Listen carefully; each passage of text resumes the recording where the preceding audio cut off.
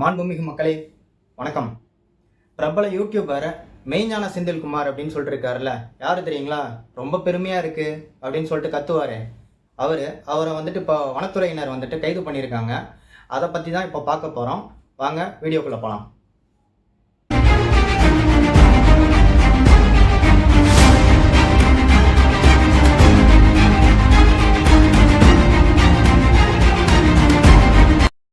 வீடியோக்குள்ளே போகிறதுக்கு முன்னாடி மக்களே, நீங்கள் எல்லாரும் கொஞ்சம் நல்லா தெரிஞ்சுக்கோங்க.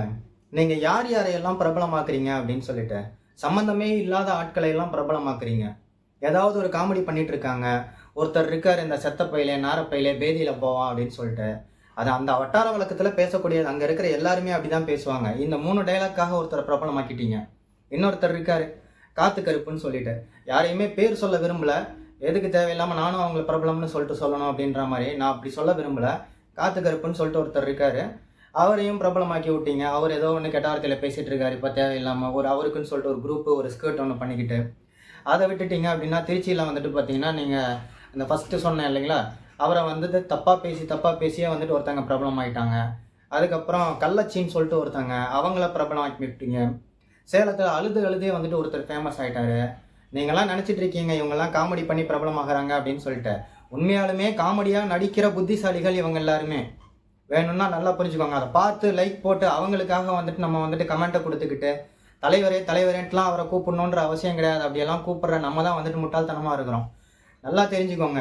இவங்களெல்லாம் வந்துட்டு பிரபலமாக்கிறதுக்கு எத்தனையோ சோசியல் வெப்சைட்டில் எத்தனையோ நல்ல விஷயங்கள்லாம் வந்துட்டு நடந்துட்டு இருக்கு. நிறைய நல்ல விஷயங்களை சொல்லித்தராங்க.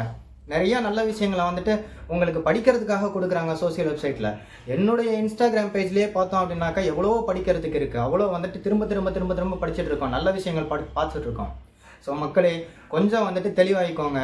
நீங்கள் இப்படியெல்லாம் பண்ணி இவங்களையெல்லாம் பிரபலமாக்கி, சம்மந்தமே இல்லாமல் இவங்களையெல்லாம் பிரபலமாக்கி விடுறது அப்படின்றது மறைந்த எதிர்கட்சி தலைவர் கேப்டன் அவர்கள் சொன்ன மாதிரி தான். ஆத்திரங்கள் தான் வருது உங்களை எல்லாம் பார்க்கும்போது. திரும்ப யூடியூபர்ஸ் கைதாகிட்டே இருக்காங்க. பட் நான் சம்டைம்ஸில் டிடி வாசன் இல்லைனாக்கா இந்த இர்ஃபான் அவங்கெல்லாம் வந்துட்டு சின்ன ஒரு உழைப்பாளியாச்சும் வந்திருப்பாங்க அப்படின்னு சொல்லிட்டு நான் சொல்கிறேன்.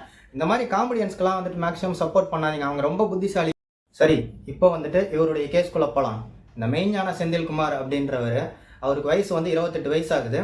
அவரோட ஊர் எது அப்படின்னு பார்த்தீங்கன்னா, புதுக்கோட்டை மாவட்டத்தில் கீரனூர்னு சொல்லிட்டு ஒரு ஊர் இருக்குது. அதில் வந்துட்டு மலையாண்டி நகர் அப்படின்ற ஒரு இடத்துல வந்துட்டு அவர் வளர்ந்துருக்காரு. அதுலேருந்து தான் வீடியோ வந்து போட்டிருக்காரு. இப்போ கடந்த மே 30ஆம் தேதி அவர் என்ன பண்ணார் அப்படின்னா, அவருடைய யூடியூப் சேனலுடைய நேம் என்ன அப்படின்னாக்கா, ரொம்ப பெருமையாக இருக்குது எம்எஸ்கே அப்படின்ற ஒரு யூடியூப் சேனல். அந்த யூடியூப் சேனலில் அவர் வந்துட்டு ஒரு பாம்பை வந்துட்டு நைட்டு அடித்து வந்துட்டு அதை வந்துட்டு அவர் வீடியோ எடுத்து போட்டிருக்காரு. இந்த வீடியோ எடுத்து போட்டது கடைசியாக வந்து பார்த்திங்கன்னா, அவங்களுடைய கிராமத்தை சார்ந்த சரகத்துக்குள்ளே வன விலங்கு அதிகாரிகளுக்கெல்லாம் வந்து தெரிஞ்சு போயிடுச்சு. வாட்ஸ்அப் மூலமாக வந்துட்டு அவங்களுக்கு போகுது. அவங்க அதை பார்த்துட்டு வந்து என்கொயரி பண்ணியிருக்காங்க. என்கொயரி பண்ணதுக்கப்புறம் வந்துட்டு, ஆமாம் நான் தான் அடித்தேன், அது வந்து கட்டுவரியன் பாம்பு அப்படின்னு சொல்லிட்டு சொன்னார். அப்புறம் இன்னும் விசாரணை பண்ணும்போது பார்க்கும்போது தான் தெரியுது, அது விஷம் இல்லாத ஒரு தண்ணி பாம்பு அப்படின்னு சொல்லிட்டு. அந்த விஷம் இல்லாத தண்ணி பாம்பை வந்துட்டு இவர் அடித்து அதை வந்துட்டு வீடியோ போட்டிருக்காரு. இவர் ஒரு உயிரினத்தை அடித்து வீடியோ போட்ட காரணத்தினால வனவிலங்கு சட்டம் 1972 படி அவரை வந்துட்டு வனத்துறை அதிகாரிகள் வந்து கைது பண்ணியிருக்காங்க. கைது பண்ணதும் இல்லாமல் அவரை வந்து வர்ற 20ஆம் தேதி விராலிமலை நீதிமன்றத்தில் வந்துட்டு ஆஜர்படுத்த போகிறாங்க. அவங்க கொண்டு போயிட்டு ஆஜர்படுத்தட்டும். 20ஆம் தேதிக்கு மேலே வந்துட்டு இந்த கேஸ் என்னது அப்படின்றத வந்துட்டு சொல்கிறேன். நான் அதே மாதிரியே ஒவ்வொரு வார்த்தைக்கு வார்த்தை வந்து மாண்புமிகு மக்களே அப்படின்னு சொல்லிட்டு உங்களை ஏன் சொல்லிட்டு இருக்கேன்னா, மாண்புமிகுக்கு அர்த்தம் என்ன தெரியுங்களா? எல்லாரோட மக்கள் தான் மேலு. மக்கள் தான் எல்லாரையுமே வாழ வைக்கிறீங்க. அதுக்காக யாரெல்லாம் வாழ வைக்கணும்னு சொல்லிட்டு யோசித்து வாழ வைங்க. சட்டம் அனைவருக்கும் சமம். நன்றி, வணக்கம்.